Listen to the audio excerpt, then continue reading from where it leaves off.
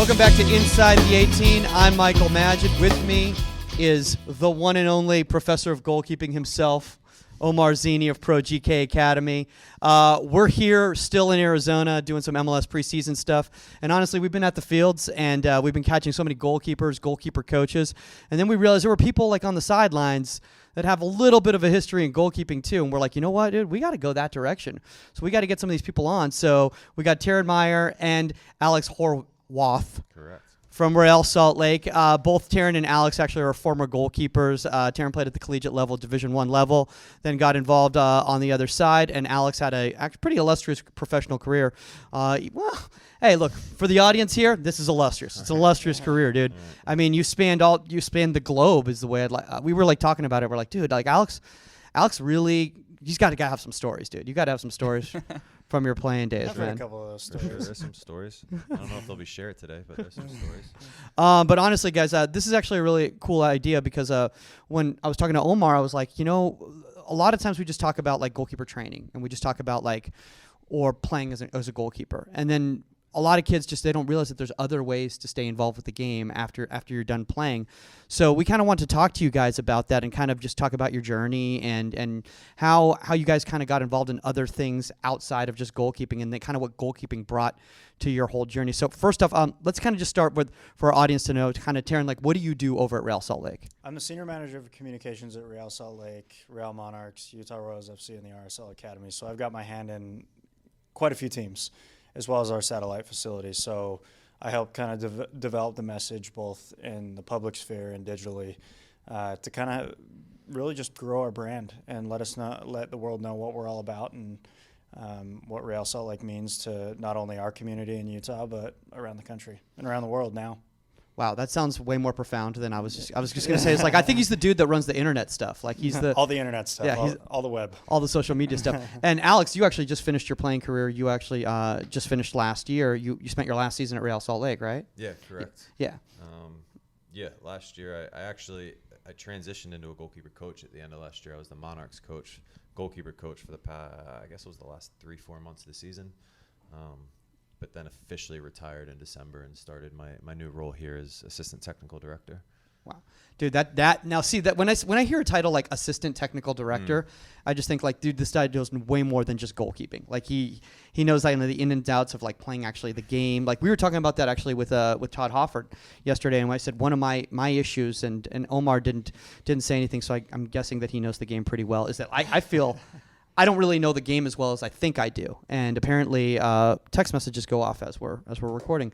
But it is a thing. It's like I feel like I don't know the game as well as I do the goalkeeping side. I feel very comfortable talking to anybody about goalkeeping at any level, whether it's a World Cup winner or whether it's a youth kid. But when it comes to field, dude, if like Kyle Beckerman came in here right now and he's like, so why don't you just talk about like what we should do as like holding midfielders like in this system of play? I'd be like, I don't. Can you please talk to Omar? Yeah. Talk to Omar. From your guys' playing careers, how do you feel like? Well, first off, I want to know my own personal question to you guys is, once you guys realized that the dream or the career was over and you're going to transition, what was that thought process like? And I'll start with you, Taran. Like, how did you kind of come to terms with it's over now? What's the next part of my career going to look like? It was actually really funny. I got involved.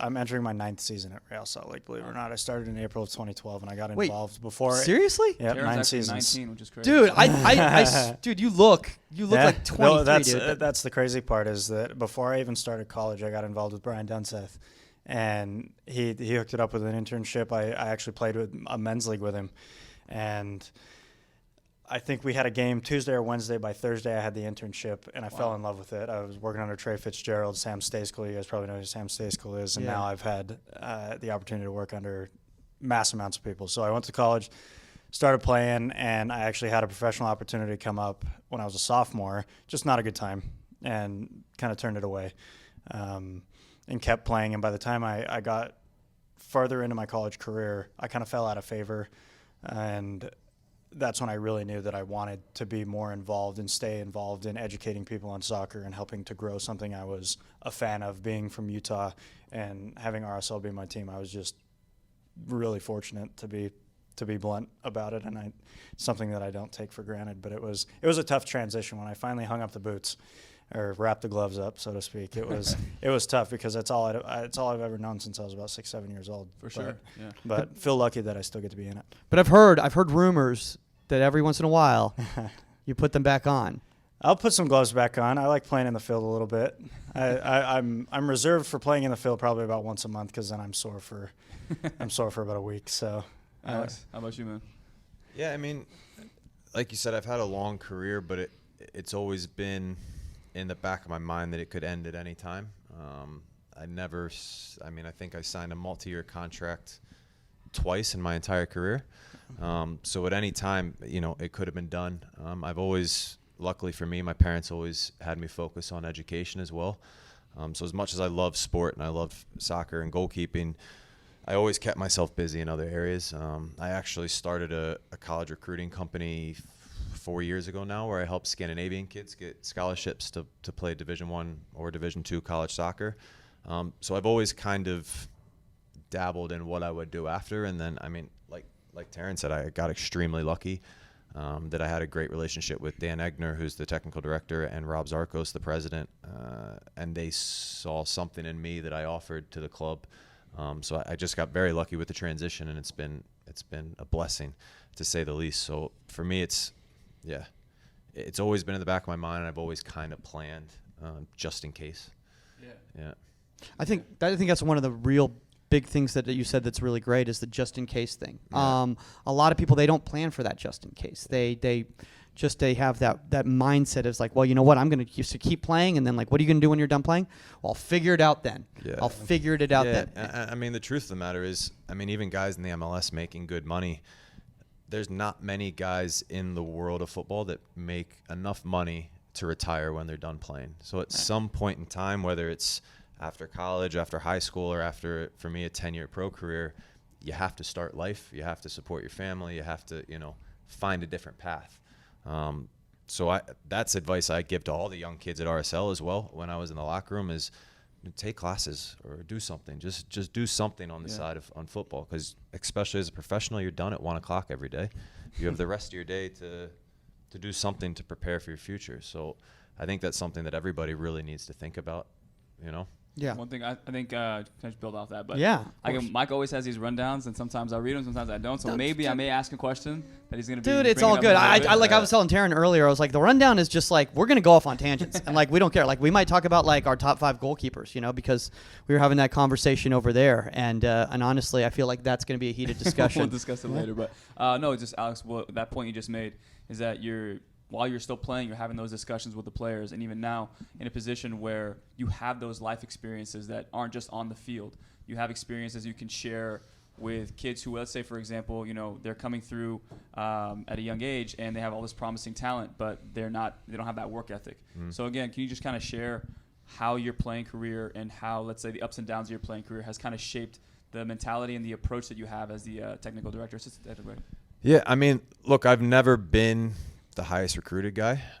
I had 2 colleges offer me scholarships. I had to fight. I was a pool goalkeeper my first year. I went down to the USL. I took a chance and went to Europe. I've never been the guy. So I've always had to grind. And I think that's going to transition well into this job. For me, the only reason I've been able to play for 10 years is because I outworked everybody else. And that's the truth of it.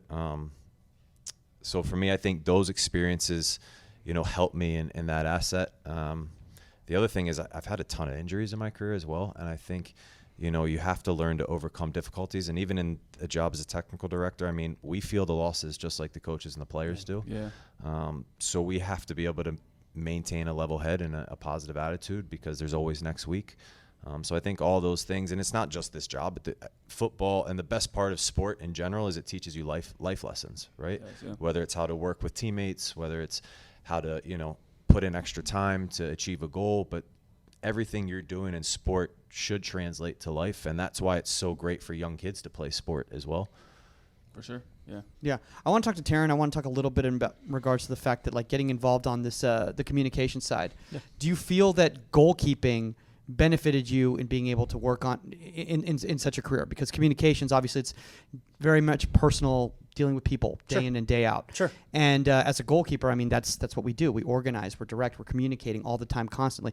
Do you feel that sometimes the fact that you had played at a high level as a goalkeeper made it easier for you to approach people that maybe you didn't necessarily know that well, and immediately have to make a connection with them. Absolutely. And I think piggybacking on what Alex said, I think working in a team, and this is why it's so important for people to play in sports, is that working with a team to be able to communicate clearly and concisely and to a level of a broad range of people is incredibly important. I think being a goalkeeper, I mean, you're the only position on the field who can see everything at once, and you are the director. Like, you have your midfielders who are the engines, and the strikers who make everything happen, and defenders who keep everything solid. But you really are the conductor and the director from front to back. And I think learning the communication as a goalkeeper definitely helped me, because I have to connect with a lot of people. My staff and I have to connect with a lot of people, players, staff, external fans, all sorts of media, to be able to build relationships and educate people, and we have to do it in a very clear and concise manner. So I absolutely think so. I have a question for both of you guys here, and then this, you can go to Omar as well too. Is that, do you feel that the fact that, like, what all you guys are doing right now, do you feel the fact that you guys actually had a legitimate playing background has benefited you in regards to having a little bit more gravitas when you're discussing things with people who are players or coaches? Absolutely. I think one thing, and I think this is just a generality here, I think this is kind of by default from playing, is that when you look at people who write about soccer and they talk about soccer, not all of them have a soccer background. They just understand sports, so they're able to learn and make their way through it. But create a narrative in a sense. And create a narrative, right? But when you know the game and you're able to write about it and use the terminology, understand positions and principles and how a certain team wants to play, what an identity is, I think that translates and helps further educate and inform the people around you. For sure. Alex? Yeah, I think something that gives me somewhat of an advantage or adds an asset to the club is that I understand not just the game, but more the mentality of a player, the locker room interactions and those type of things. I mean, our front office is a group of great guys, and they've done a really good things. They've found great players. But I think, myself, and we also hired Tony Beltran, who's another RSL legend. Yeah. I think that we kind of give a different mindset because we've been in the players' shoes. We know what's important to them, whether it's, small things in traveling or, trainings or food at the facility or those type of things that really gives us kind of an advantage. And by us bringing that knowledge upstairs and maybe, pointing it out to the powers, of the club, it'll kind of enhance everybody's experience at the club and create a better environment. Dude, I love what you just said in regards to, like, little things like food and travel. Yeah, like, for a sure. lot of times people, the front office, like, who've never been through that, they don't recognize that you're still talking about human beings here, and just those little things make. That was a big thing with the MLS, with the CBA. Obviously, it's just improving standard of living in regards to travel and all of that sort of thing. Yeah. So, when you have that empathy, I think that carries a lot of weight with those players, right? Yeah, for sure. And again, RSL actually does. I mean, I don't know if you guys have been out there, but our facilities and the way we take care of players is, second to none in the MLS. So the big picture things, I think, we're right there where we need to be. It's some things that, unless you've been in that locker room and unless you've been a player, you can't know. Yeah. So that's where we can kind of help and guide, the club in a different direction. Yeah. Mike and I were talking about it yesterday, that there have been a lot of, for lack of a better term, some guys in the the U.S. national team system who don't get a lot of minutes, but you consistently see them in the pool over and over and over. Yep. And Mike was like, it has something to say that there are guys who are glue guys who allow an understanding and chemistry of how to put a team in a position mentally, physically, emotionally, in a position to always win week in and week out. So, again, how you write up things and how you kind of paint the picture for your players and how they look in the media, and likewise for you in the locker room, setting a precedence that, like, we've been on flights before where, a red eye or something, maybe that's not the best thing for our player. Let's try and get them on an earlier flight or an early flight the next morning. Right. So it's just those little things that, like you said, being in those playing experiences, you have empathy and you know exactly what is going through the player's mind, so that chemistry continues to build, versus you're putting them on bad flights. The food isn't the proper food. I think you even said, like, they have food for vegans, they have food for pescatarians, they have food for everybody, and I think that's huge. The little things like that, little subtleties, really, really allow players to only focus on the game, not have to focus on the outside, the world, I think. Please tell me there's like 30 dudes that have all different dietary restrictions. That No. I can tell you how many have No, dietary it's not like restrictions, that. but our nutrition and sports science staff is actually incredible, and it's so Yeah. far over my head. The numbers they're running and what they're looking at for guys to eat, because guys want things specifically. But like you said, all the little things, it's really tangible at RSL out in here. Yeah, Alex, one last thing for you too is, well, one last thing, we have a few more minutes here, but when it comes to, I thought you were just cutting it off right there. I was like, dude, is that it? Okay. All right. but so when it comes to your role, are you more hands-on with everything, or just goalkeeper specific? Are you, because I know you said your role is very versatile. You have to kind of know a lot of things, whether it's a locker room, things like that. But is it more goalkeeper centric, or do you kind of cover a lot of different? No, it's definitely. I cover a broad spectrum of things, and I mean, I'm trying to really help with the youth academy as well. We're still recruiting and looking at players for the first team, and then I mean, obviously, I know goalkeepers, the best, and that's my area of expertise. So if there's something that I think we could do better, then yeah, I'll focus on goalkeepers. But to be honest, man, we have a good thing going with the goalkeepers right now. So really, it's just broad spectrum. And trying to help when I can. Gotcha. How's that learning curve been for you? I think that's a lot of us, especially too. I mean, I was in a college office a lot, and the coach would always ask me, hey, what do you think about this starting lineup? What do you think about that? I don't know if he actually listened to what I was saying, right? But he definitely offered me the ability to think freely and allow myself to create a decision and kind of form an opinion on that. So for you, how's that learning curve been in terms of forming your opinion on things outside of just goalkeeping? Yeah, for sure. It's definitely been the biggest thing for me is, in the MLS, there's so many numbers in terms of finances and stuff like that there's days where money. that I'm just. Dude, I can't even. I mean, that's like Sam's got that podcast now, right? Like the allocation disorder one or whatever. Yeah, so, I mean, to explain it. That's been the hardest part for me, is kind of adjusting that way. My bosses and my colleagues have been fantastic at allowing me to voice my opinions, and I think they take them seriously. So I think, the hardest part is just the little things, the numbers and that type of thing. But in terms of everything else in football, it's, that's what I know. That's what I've done my entire life. So as I'm lucky that they've given me the opportunity to speak freely. But in terms of learning that, there's things I need to learn how to, change the way I think sometimes. But I think my different perspective is important and awesome, what brings value. Yeah, for sure. I think in those environments, you have to be collaborative and you have to be malleable. The people at the top have to be malleable, and the people below have to be malleable. So especially when building a roster with your sort of position, I think opinions matter. Yeah, for and sure. you have to reach an agreement as to what's best for the group in the locker room, and really ultimately the fans as well. Yeah, and that's one of the great parts about our front office, is that everybody's allowed to voice their opinions, and a lot of times we don't agree, but at the end of the day, we'll sit there, hash it out, and when we walk out, we're all on the same page. For sure. And I think that's what has made us successful the past couple of years.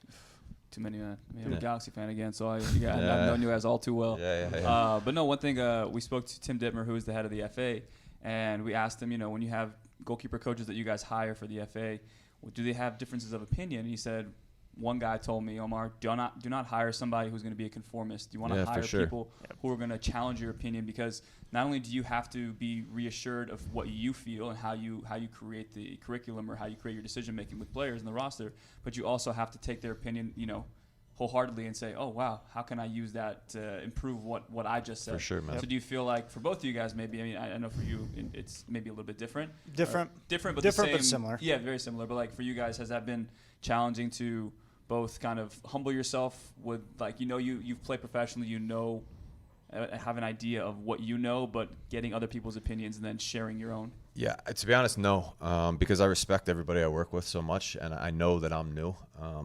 So I've enjoyed sometimes when I say something and somebody will counter it. For me, it's been really enriching to be like, yeah, all right, I didn't think about it that way. That's okay, and then we'll roll that way. So I don't think it's a challenge, and maybe it's a personality trait. But when you work with people that you respect and you know that they know what they're talking about as well, I think it makes it very easy to open your mind and try to look at things a different way.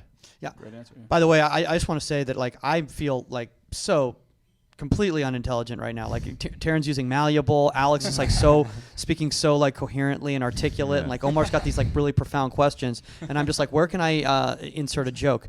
Let's talk about goalkeeper coaching, because that seems to be the number one thing that people think that they can do when they're done playing. Yeah. And a lot of times, a lot of guys or women, they give up on the game because they realize that coaching isn't the thing for me. Yeah. So what gravitated you guys towards your specific professions? You know, you communications, you working in the front office. Like, was it something that you went, coaching isn't the thing I want to focus on right now, or, this is actually what I want to do, and I've known this for a long time. I've coached in my life, and I love it. It's always been goalkeeper coaching. I love the technical side of goalkeeping. I love footwork. But I think you hit the nail on the head. And I'm one of those people that maybe just coaching wasn't for me. I can educate and enjoy the game and help other people enjoy the game without coaching. And there's so many different avenues to do that, whether it's communications, wanting to be on the front office to build a roster, whether that's selling tickets, whether a street team. Did you ever do street team? Did you ever? No, luckily I never had to do street team. Dude, barking is. I do the barking for my comedy show. It is literally. It's tough. It's grassroots, tough. And I think to an extent it's needed. But there's so many different avenues to stay involved in the game and stay involved in goalkeeping. And one thing that happened to me when I started is, as an intern, I immediately started talking goalkeeping with like our coaching staff. At the time, I had Jason Christ, and I was talking to him about it. Got to know Jeff Cassar really well. All the way through, Alex showed up, and we just hit it off. And I get to learn from them and their perspectives on goalkeeping and other aspects of the game. And I can relay that and translate that into my communication style, my group, our PR and digital group at a club. I talk with other clubs about stuff. So there's so many different avenues, and it's such a broad range. Yeah. Yeah, for me, I miss coaching, to be honest. Like, that's still my passion. Like I said, I was the Monarchs goalkeeper coach for 3 months at the end of last season. Got himself a trophy out of it. Yeah, for sure. And I was lucky to be able to work with Andrew Putna and David Ochoa, which was fantastic. And I miss that aspect. I miss teaching the position, the intricacies of the position. And influencing young people and developing them. But at the same time, it's not that I decided it was something that I wanted to go different, but this challenges me in a different way, which is very refreshing. Yep. And I have different priorities in life now. I have a family, two very young kids, and this allows me more time at home, a little bit more stability in my life. So those things. So I still miss coaching. But I still love watching Todd Hofford, work out the goalkeepers, and Mirza. I'm not even going to attempt to pronounce his last name. Harambasic. Yeah, and watch Mirza with the goalkeepers and see what they do and how the position and coaching is evolving. He's taking over the Monarchs position. Yeah, right? Mirza's taken over the Monarchs, so it's fun watching those guys work. And it makes me miss it a little bit, but at the same time, there's different aspects, and I enjoy the challenge, the mental challenge of being in a different position. And that's one thing I never really thought of until I really got into the nitty-gritty of working on the backside of a professional football team, is the mental challenge of that. Because every time I go out to watch training, and I have to go to every training, I watch every session. A lot of times I hang around the goalkeepers. I'll be on the field, hang around the goalkeepers, and it's nostalgic for me because I miss it. I love it. I want to be out there pinging balls, making a save. And I would just show up in my jersey and with like my gloves and just be like, "Look, guys, in case." Yeah. See, I don't miss the playing side of it at all, but the coaching side of it I miss. Yeah. But I think the mental challenge is the biggest thing, and I think once you realize that maybe the playing days are over or whatever, you can miss it, but it makes you kind of want to work harder in whatever field you decide or whatever avenue you take. I agree. I think that's like the biggest thing. So once I stopped playing, got into coaching, you kind of have to flip the switch in a sense where you have the player identity in you, but at the same time, too, the coaching side, you have to come at it from a completely different angle. And I think one of the biggest pieces that I had to kind of like remember is how my coaches nurtured me and how they allowed me to fail and created kind of like a safe zone where I can mess up, continuously bounce back and get better and better and better. So from your recruiting side and then from you, like the write-ups and how you kind of, talk about your goalkeepers and how you promote them, things like that, do you feel like your playing careers have kind of allowed you to like kind of see the mentality for example, if you want to recruit somebody who's young and you kind of have a conversation with them, do you feel like there are certain characteristics that you look for from, let's say, from your own playing career that you go, I've met this kind of guy before and I know he's going to be big, versus somebody else you kind of meet them and you go, it's not there yet, but I know there's something in there that we can find at RSL. Yeah, for sure. I mean, that's the thing. You've played long enough, and I've played with, I've been an old player now for 5 or 6 years, and I see all the guys coming up through the homegrowns here, and then back when I was in Norway, I saw all the kids coming up through the academy, and it's funny to watch, and you start to pick up on little character traits, and you see, okay, this guy has this, he's done in 2 years. This guy has this, okay, now he's in Germany. You know what I mean? So those are definitely learning experiences that have helped me and will continue to help me, during the recruiting process. But with that being said, players have changed. The mindset of the player has changed completely since I was, a young kid. Yeah. So you still have to. Everybody's different, man. It's really weird. Like, everybody's different. It's almost like a gut feeling in that type of sense. So you Instinct. can't. Yeah, for sure. So some guys, might be a little bit arrogant, and that would take him far. Whereas another guy who's arrogant, that might end his career. So it's almost like it's just a gut thing, and the longer you're around it, the more comfortable you are making those decisions. For sure. Yeah, I mean, I'm just using an example right now in regards to, like, when both of you guys have to speak to different people in regards to what I'm saying of recruiting, or you're communicating, trying to put a piece together. The fact that every human being is different. If you try to communicate with each person the same way you do with the last person, it's not going to work. For instance, it's like if we try to do this podcast the same as we did with the last podcast or the last one, it's not going to work because everyone is coming from a different standpoint. Everyone has a different point of view. I need to be burped, like a baby. Having trouble here. It's day 4 here. Try day 12 here in Arizona. Dude, is it day 12 for you guys here? Yep. You guys, Not me. You guys have been going. Yeah, I guess not. For me, it is. But I want to talk about the advice that you give to a lot of people out there, because both of you guys started early. You guys knew, hey, there's a big world out there. So is it business? Like, should you get a degree in business?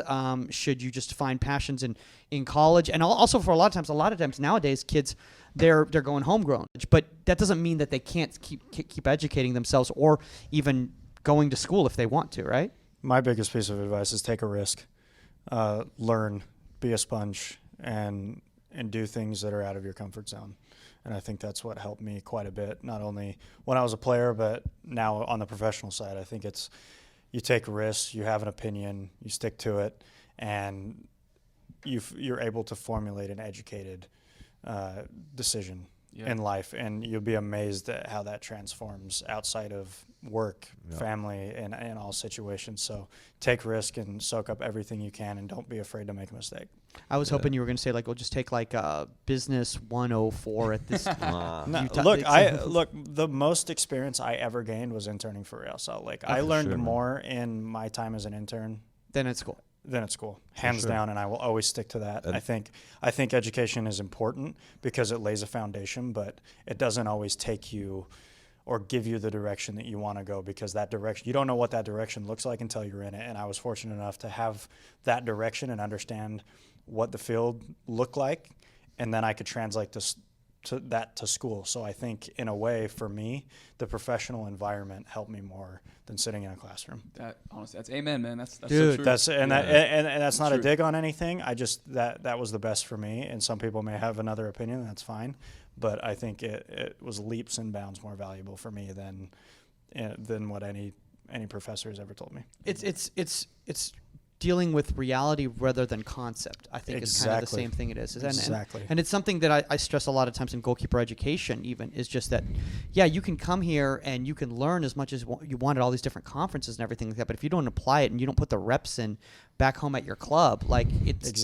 not going to work. It's not going to work. So one thing I'm going to say, I think from what I've noticed from both of you guys, it's just like the kind of awareness. And I think talking to you yesterday and just talking to you about you being an RSL fan for a long time, like, it's not just being an RSL fan, but it's like educating yourself on the ground floor of what this club is all about. And I think that allows you, again, I could use the word narrative, but like when you're in the communication side of things, you kind of form a narrative. And I feel like it's so invaluable that you're an RSL fan through and through, so you have the ability to understand what the club is all about, what the people are about, who's watching these games. So your write-ups and the way you kind of, portray the club is going to be a certain way because of your experience and your And look, awareness. I've been a fan since, I mean, I told you, I remember the day the team was announced in 04. I remember all the names that were going to be selected the first game in 05. I was a fan. I had season tickets, but I wanted to be involved. Yeah. So I've seen both sides of it. I've been in the locker rooms. I've seen the front office. I've seen how the decisions are made. I've seen how the fan base reacts, how the fans are educated, and what their soccer background is in so many markets. And I think, like I said, I try and be a sponge and appreciate everything across the board, because I think if you're just gung-ho on one way to do things and not see the full spectrum and the full picture, I think you're doing yourself a disservice. Yeah. Not to say that I'm a perfect example of that, but I pride myself on trying to learn from all aspects of a club. For sure. Well, same with you, Alex. I think, even talking to you yesterday before training and even now, like you said, it's just understanding that people you work with, they have points of value that they can offer you and in your young career. And especially, too, when you come from playing professionally, sometimes I'm not saying you, but other players can feel like they know everything. Yep. And sometimes, we talked about it, Mike and I talk about all the time, is like sometimes the world has to show you what reality is before you can actually figure it out. And then there's some people who walk in knowing what the world is and go, you know what, I might take a step back, allow other people to kind of guide me and allow me to make mistakes. And like you said, it's all about respect. If you don't have respect for people and what they're saying to you, you don't value, you're not going to listen. For sure. So I think for you, again, to anybody listening, from what I got from you guys, especially you, Alex, is just the awareness, knowing that when you step into a new environment, don't allow your ego, don't allow things to take precedence. Take a step back, because you're going to learn eventually, so why not learn on your terms? For sure, 100%. And I think it's unique in goalkeeping, because you can't, if you're a goalkeeper and you get upset that you're not playing one week, but maybe you played the week before and you had an outstanding performance and you get dropped, you can't go play right back. I think you need to understand and take it on the chin sometimes, and that goes for life. That's a great point. It's like, you just have to learn. Like I said, you have to be malleable, and you have to take it on the chin and be able to learn and be aggressive and trying to better yourself and the people around you. Alex, I have a question for you real quick, and that is the fact that you did have a career where you had trials and tribulations. It wasn't always, one street, and it wasn't always, for lack of a better term, success. You had some failures as well too. Do you think that having all that life experience has prepared you better for being in the position you are now, working in the front office, rather than if your career had just everything had gone the way you had envisioned it your entire life? Yeah, for sure, because I understand to some degree what's going on in everybody's head in the locker room, not just the 11, 12, 13 guys that are playing on a regular basis. So from that aspect, I know what's going through the 18th guy on the roster who's going back and forth between the Monarchs, and what we can probably do to help him feel better and know that he's still part of the group. And then the other part of it is just, knowing how to bounce back, man. I mean, so many guys, you see something happen and then that's it. They quit, they give up, whereas I've had some major surgeries. I've been cut. I've been dropped down levels. And then I've, played in European championships and won trophies. So it's just that resilience that you learn in life, and it has nothing to do with this job. It's just a life lesson, isn't it? I mean, I think, again, everything you do from sport can be translated to make you a better human being and more successful in life, whether that's being a better father, a better husband, or a better employee. For sure. I think that's the biggest takeaway as well, is just continuously be, like, while you're still playing too, just be curious. I think I think a lot of times people, again, think that for me at least too, I thought I was going to play college, go pro, tore my ACL. And I said, man, like, I did not apply myself into other things and never really took away those life lessons while I was still playing. So then again, the world and like how life works sometimes, you got to be knocked down. I'm not crying. My voice is. No, dude, you sounded so dramatic about that. I was like, Omar, it's okay. Like, you've done okay for yourself afterwards. But like the world, it shows you eventually, if you don't come in it with the right approach and you don't have proper fallback options and you don't educate yourself properly, when you want to kind of get into something new, you got to start from square one.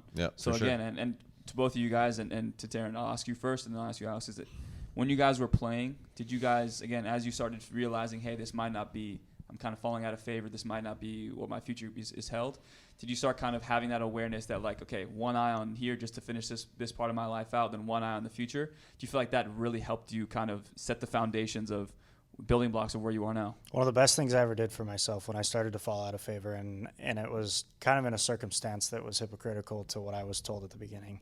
We brought in some goalkeepers, and we weren't very good at the time. I started falling out of favor, and we got scored on a bunch of times.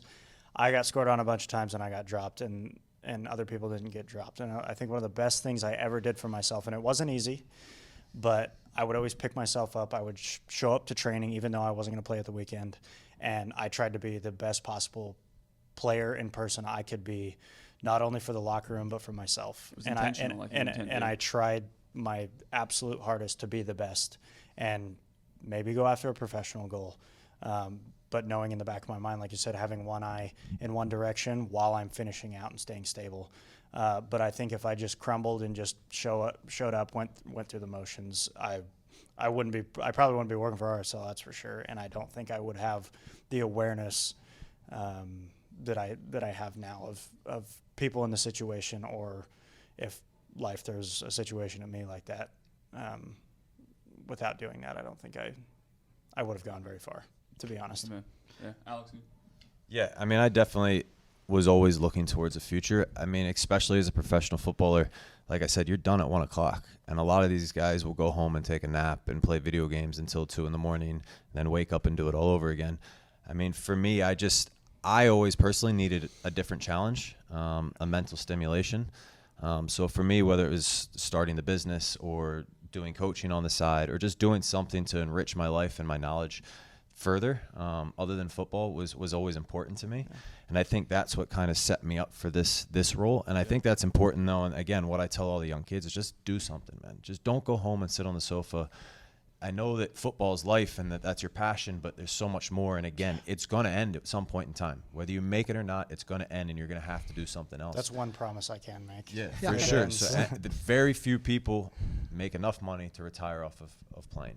Okay, so just do something, man. I don't care if it's, working in a nursing home or, interning at a club or whatever. Yeah. Just go do something that you can learn and challenge yourself in different areas. Absolutely. The other part of that is, if you're literally just football all the time, you're going to burn out by the time you're 22, right? I can personally attest to that. Yeah, for sure. You have to have a very variation in the way you do things and what's going on in life. I know that for me as well, though. I mean, there was times in my career where I wasn't doing other things and I was ready to call it quits. I had to do things to kind of get my mind in other places. No, I mean, and I think, one of the by the way, this is like one of the most cerebral episodes I feel like we've ever done. This has been a really good episode. Because it was funny, because we were talking about this before. We're like, this is a very different spin than the type of stuff that we usually do, which is, again, breaking down like technique or like, like what was your experience like playing at this place or whatever. But we're like, you know what? No, I think a lot of the kids need to hear this, because if just one little thing that you guys have said, basically, I didn't want to say infects, but basically like resonates.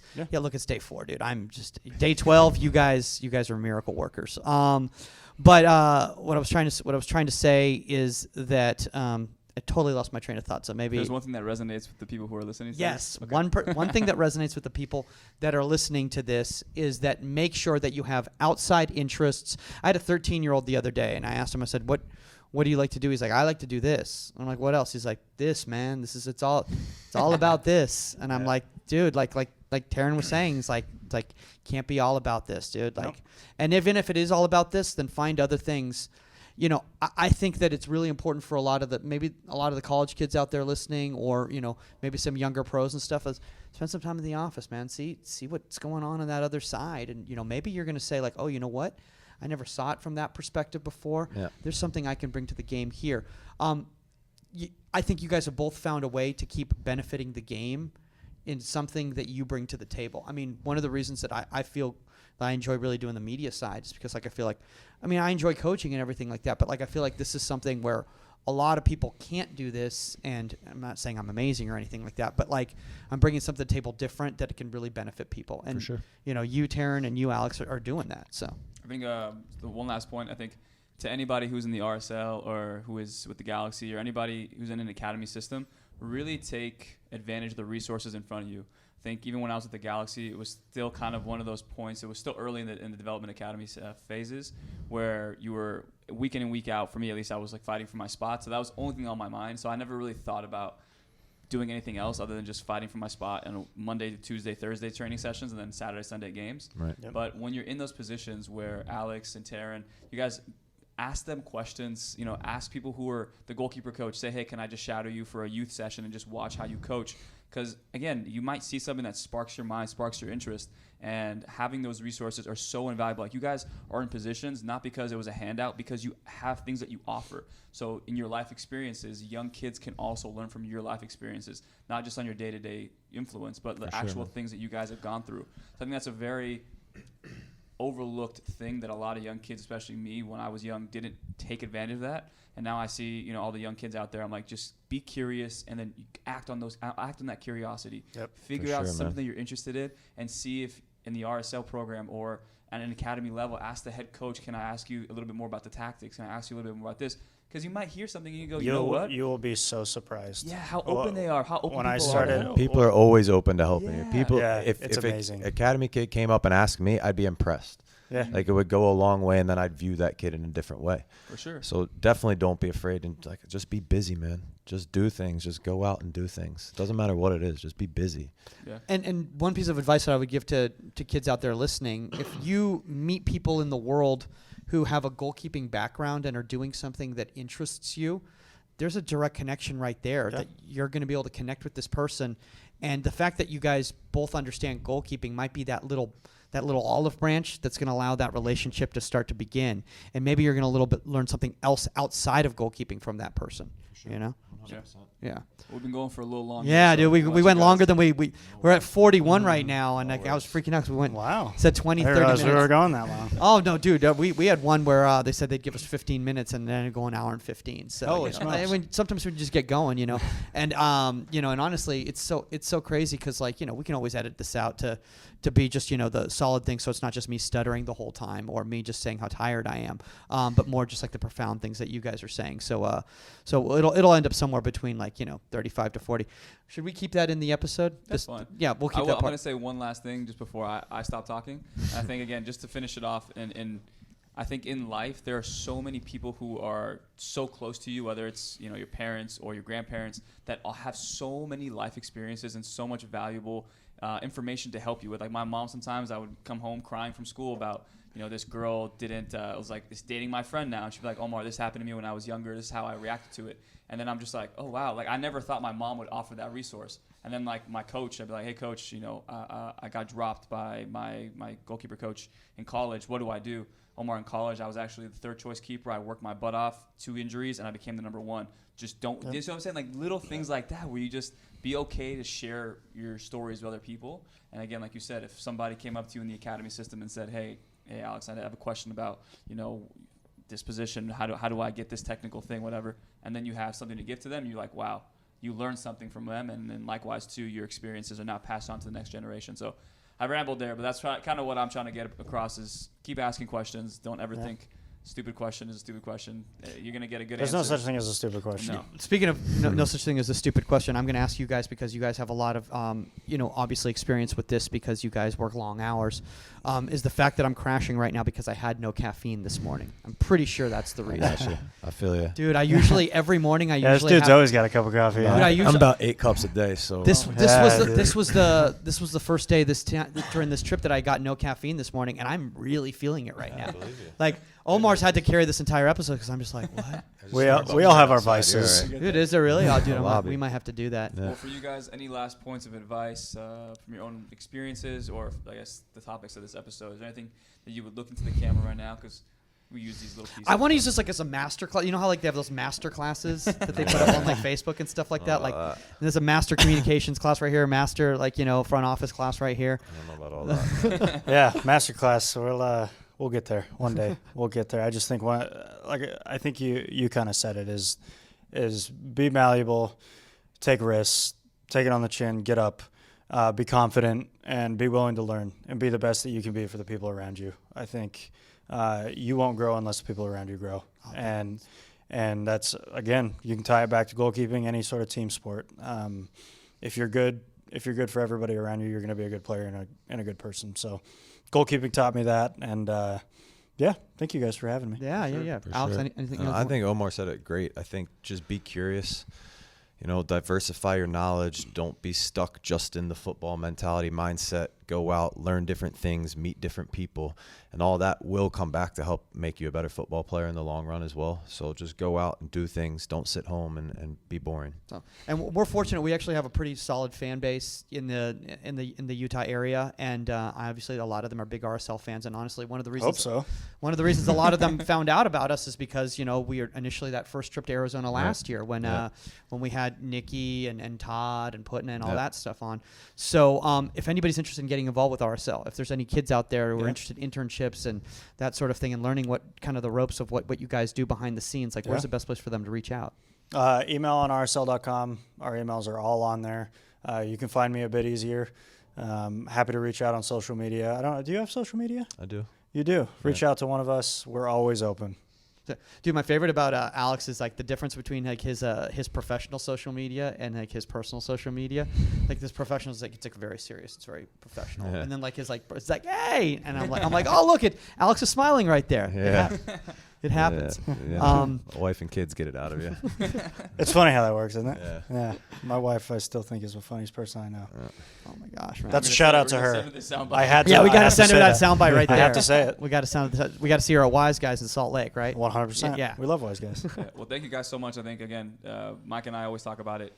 We spend a lot of time in the car together, so we talk about a lot of the people that we have on the show, and sometimes we have people who don't really offer too much. They're they say whatever they want to say, but they don't really tie it into life experiences. And I feel like today you guys really tied everything into just life in general and how important those life lessons are, not just you said on the field, but off the field as well, and how that can transition you from being a good goalkeeper to a great front office, great person on the communications, which I feel, man. We talked about a lot of stuff. I think you'll be in the front office one of these days too. So I'm hoping that. Well, thank you. Yeah, thank you. I hope so. Hopefully he hires you when he's there. Yeah, there you go. I trust we were joking. I like trying to keep my job for now, man. we were joking yesterday. We're pretty sure Alex is going to run an MLS team one day. It's just great, man. We'll see. I got a lot to learn, though.